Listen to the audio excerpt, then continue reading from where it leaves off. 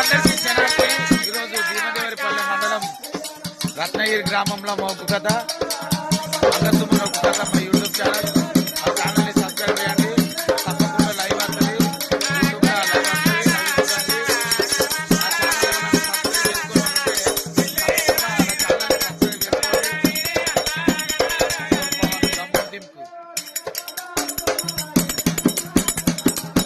Please ఇంత మంచిగా నాకు సపోర్ట్ చేస్తున్నందుకు మీ అందరికీ ప్రత్యేక ధన్యవాదాలు. 10,000 చేయాలి.